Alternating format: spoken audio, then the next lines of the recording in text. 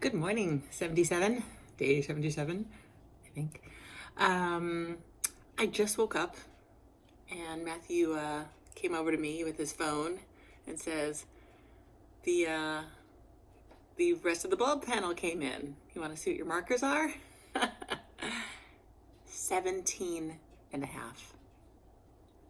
Oh my God. I had to share the news.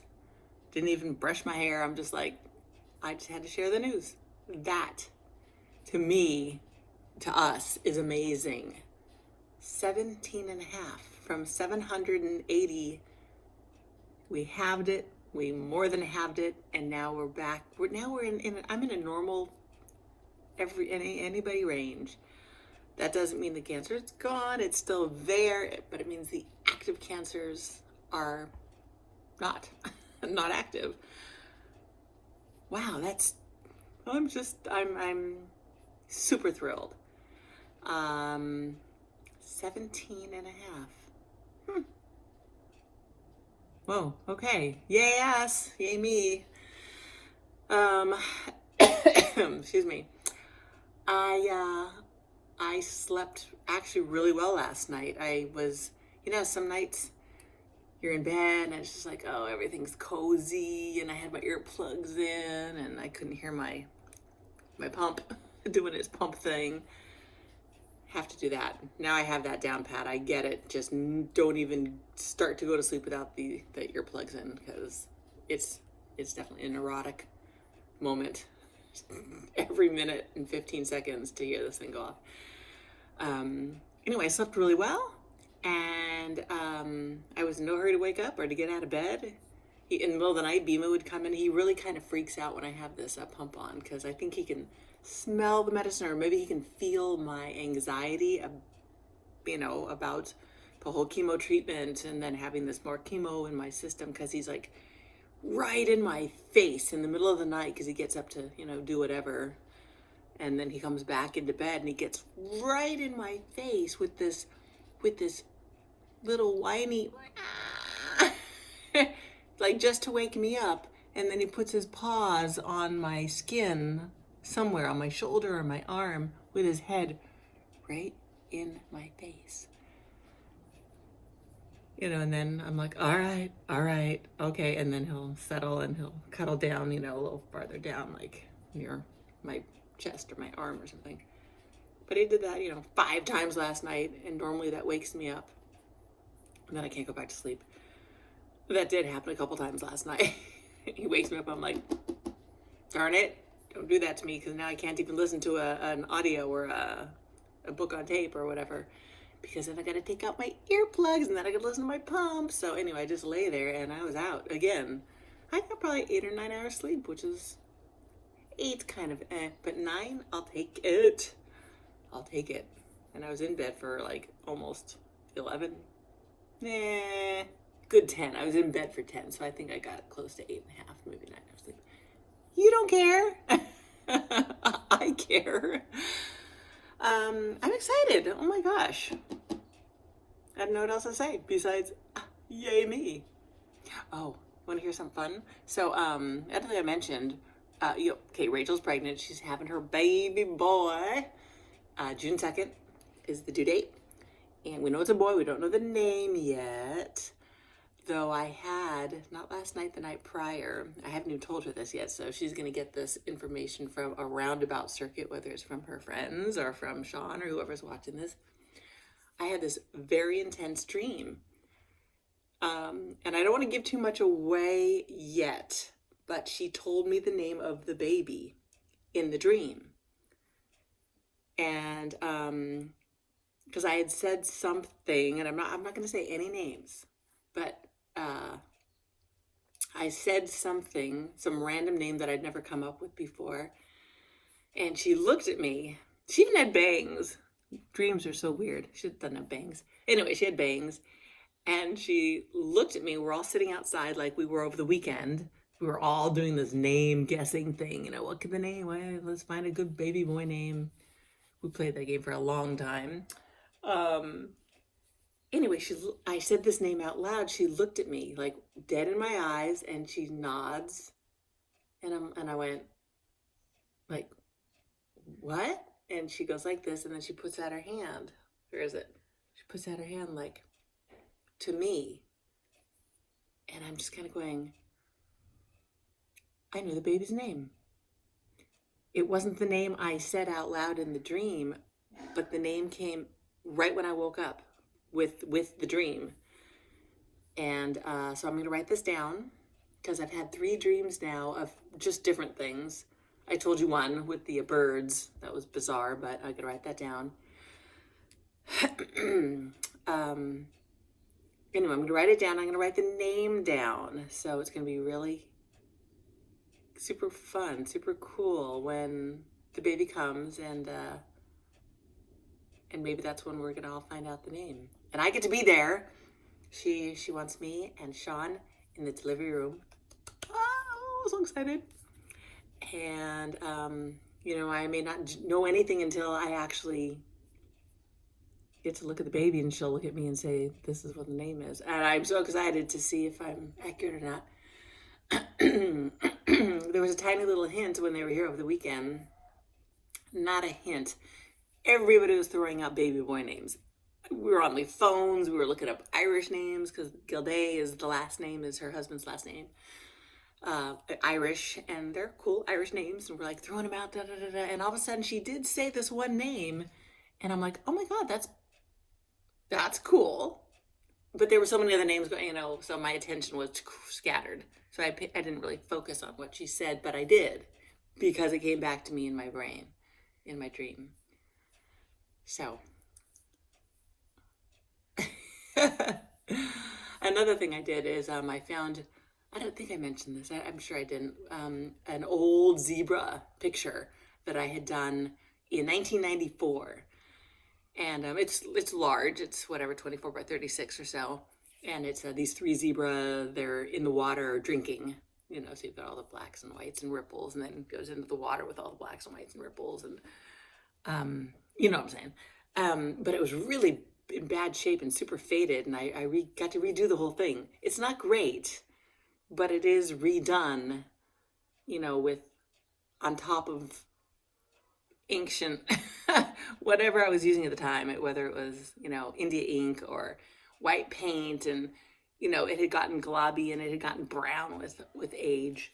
I'm taking off my bathrobe because it's very hot.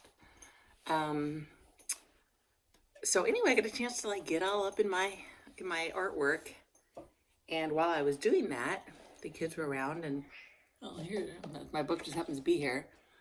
We were kind of running through some of the things, some of my things that I draw, and they're going, oh, I want that one, oh, I want that one, and I'm like, cool, because I have so much artwork,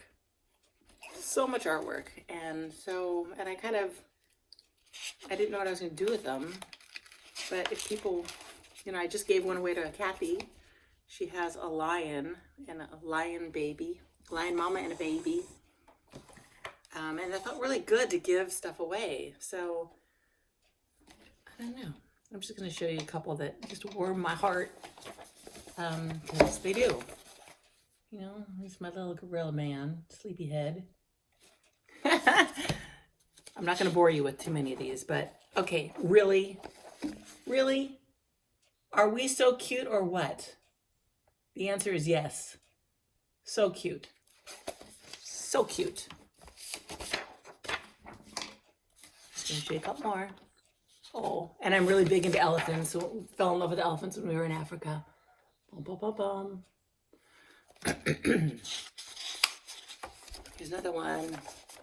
Bum, bum, bum, bum. He took a mud bath. He's having a fun old time.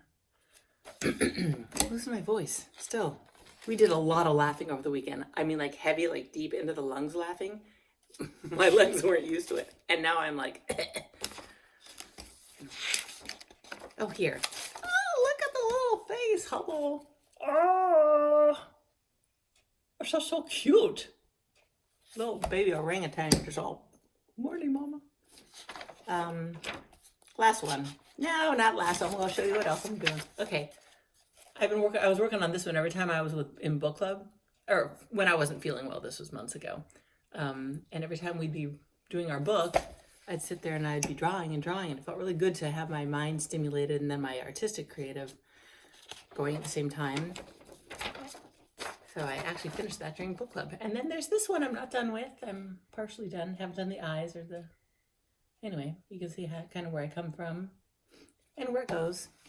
Anyway, I just wanted to share because it felt really good to have, you know, the kids like, oh, I want that one. I want that one. I'm like, cool. All right, let's do some stuff. Let's get busy. Put that away. Oh, I can hear my pump. Just grosses me out. Sorry, that's so rude. But if I don't clear my throat, it's gonna just like, I'm gonna sound like I've got like smoker's breath, smoker's voice. I sound like a smoker is where I'm going with that. No way, Jose. No. I do not like cigarettes at all. I never did. Both my parents, when I was little, I think everybody smoked back then. And they were older parents than most because they adopted me when they were in their mid 40s. So they came from World War II, where everybody started to smoke, including that was when my mom started smoking, because those were hectic times. Those were very scary days. And that was the thing to do. You stand in line, get reserves, get, you know, whatever they were getting, and smoke.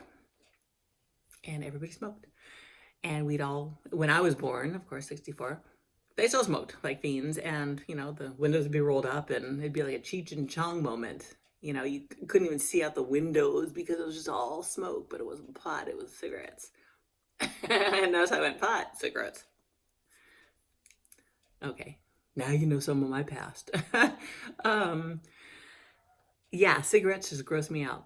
And now to this day, like, you know, cigarettes are very not accepted out here. They're just not. That's not a big thing. But when you go to Europe, like, everybody smokes still. Everybody.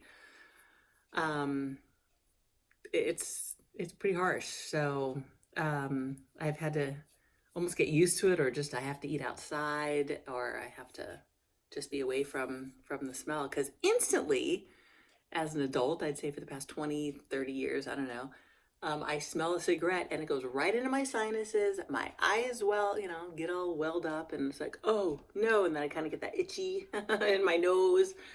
So cigarettes bad for all of you cigarette smokers. Throw a little pot in there. I could get that. I don't get an allergic reaction to pot. I don't smoke pot. I did when I was a kid. Oh boy, did I. She's started late 9th grade. Hello, all the way through 12th grade. No, I was kind of stopping in 12th grade. Anyway, and then went back to college. Didn't do anything then. Yeah, then there was another point in college. Pierce, I get. Now, I don't know. I became an athlete in college. So I didn't really smoke then. That was more like a drinking crowd, but I don't drink. So apparently I was just kind of probably the designated driver. I don't know. Yeah, when I was in college, Pierce, I went to Pierce for 2 years, and then I went to Cal State Northridge. But starting at Pierce, you know, I was always taking art classes. I was always taking health and nutrition classes and sports classes, because I just wanted to do everything in the art world and everything in the sport world. And I took a diving class. Diving, springboard diving. And Mason, you're going to be on the diving team. I'm like, oh, am I? And they did it to many of us girls on the team, and we formed a diving team. So I dove for Pierce College for whatever it was, a year and a half or whatever.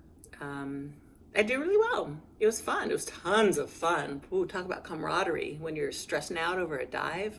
Oh my God, and you get to talk about it with your teammates, and we can do this thing, and getting on the bus and traveling for different meets. And, you know, I learned to swim then too, mainly out of desperation when there weren't enough swimmers. Mason, get in the pool.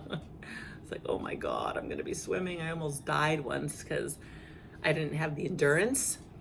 I had the strength and the speed, but I never trained for swimming. You really have to train your lungs when you're competing, which I didn't. I was a diver. I didn't need that. And they got me out there for like a 100 free, which is basically down and back fast. And gun goes off. I'm in the water. I'm like number one. I hit the other side so bloody fast. I did a flip turn. Boom! I'm on my way back. I'm about halfway down the pool. My entire body became anaerobic. My muscles all seized up. Through peripheral vision, I'm just like, I see swimmers passing me, and I'm thinking, I am going to die. And I actually was feeling for, the buoys in the center, my lane. I'm just like, oh my God. I finally made it to the end, and I wasn't last. Hey. But my first place didn't exist either. But don't think they didn't come to me and go, we didn't know you knew how to do that. Why aren't you on the swim team? So I learned how to swim after that because I didn't ever want that to happen to me again. Yeah, that was scary. If anybody's ever experienced that in the water, it's like especially scary because you can drown. If I'm on my spin, if I'm spinning in a class or whatnot, and you get a little anaerobic, it's like, just slow down. Catch your breath. Hit your legs a little bit so they can like recoup, get some lactic acid out. But for diving, I was a very pretty diver because I'm long and I'm lean and I have a great toe point. Yeah, but I'm not brave. I learned that about myself also, because they would take an average dive, not an average dive, you had your 5 requireds and then your 5 optionals. The requireds, I'm just going to say it, is front dive, back dive, reverse dive, inward, reverse. Did I say that? Front, back, reverse, inward. Oh, and twist. And then with an optional, you have to have throw something on top of those required. So a 1.5, so your circle, boom. Anyway, that's about as far as I got with all mine. I could do 1.5 with everything. And then they're like, okay, let's make it a double. And I'm like, I don't want to make it a double. And I'll tell you why. Because I was we used to work out every freaking day at this place called Holiday Health Club off of DeSoto and Nordhoff. And it was a health club, but they had a giant pool, but they also had a specific diving pool, which was only like, say, 40 by 40 and like 20 feet deep, super deep. That's a little extreme, 15 feet deep, with a 1 meter and a 3 meter board. And we were there every day with all these, fabulous teachers, coaches. And they kept wanting to add more things onto these dives. And I got on for a back 1.5. He goes, okay, we're going to do a double. I'm going to just teach you a double. It's really easy because you have visibility the whole time. I'm like, well, that's 2.5, but you want me to do a double? Yeah, he goes, just do a double. I'll call you out, which means I'll land feet first. Boom, boom, feet first. So I'm like, okay, you're calling me out. How can anything go wrong with that? So I stand at the end of the board, do my approach, flip, 1 flip, 2 flips. He calls me out in this position. And I went, blam. That soft, lovely water turned into a brick of cement when you hit it flat. And I ended up with these purple rings, little purple dots of bruises all over my back. And of course, my breath was, So, hence, that's one of the reasons that I never really got better, but I got prettier because I could just focus on the dives that I knew and I was comfortable with. It wasn't going to be my career. It's just going to be what I was going to do for the school. So I'm very proud of those moments. It was a ton of fun. A little something you never knew about me. I actually even have a picture somewhere. Yeah, I wouldn't even know where to find it. Of when I'm walking through the middle of school. This is still at Pierce. I guess it was called the Mall. I don't remember. It's where, the big, wide, and everybody's walking, or you can sit up here, or you can sit over here and eat lunch and read books or whatever you're doing, studying. So I'm walking through school because all the art, the pool's on this end of the school, and with those classes, and then my art classes were all the opposite end of the school, up the stairs.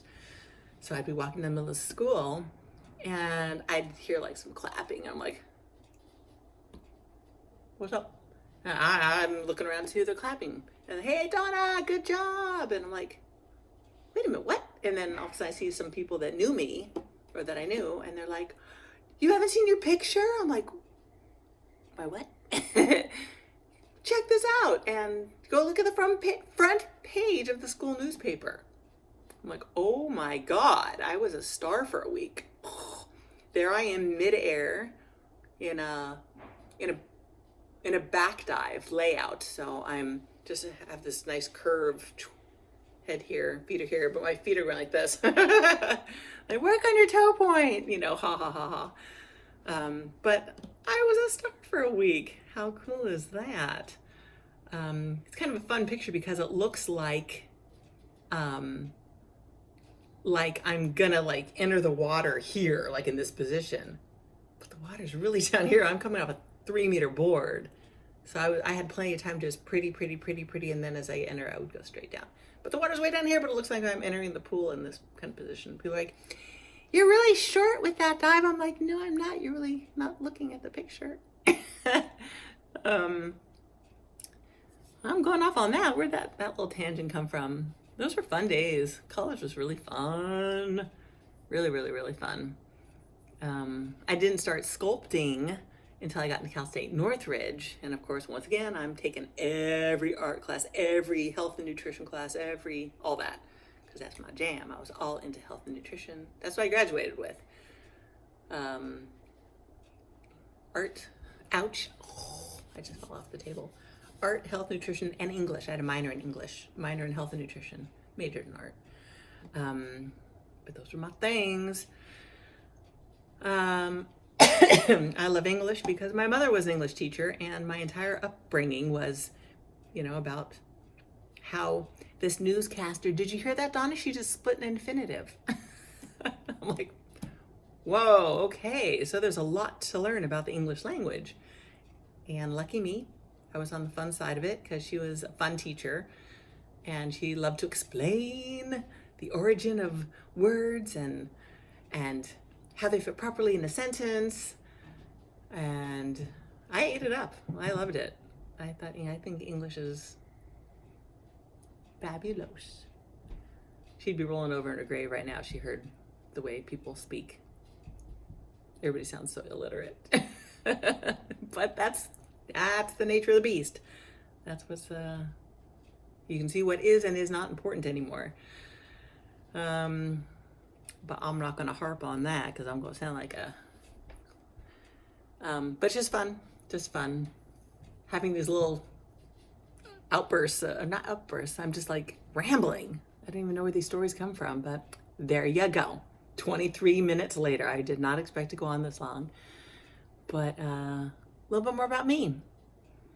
This, of course, is for you. This is definitely for my kids, my family members who really know nothing about me because I don't chit chat with a lot of people, but I chit chat on my vlog.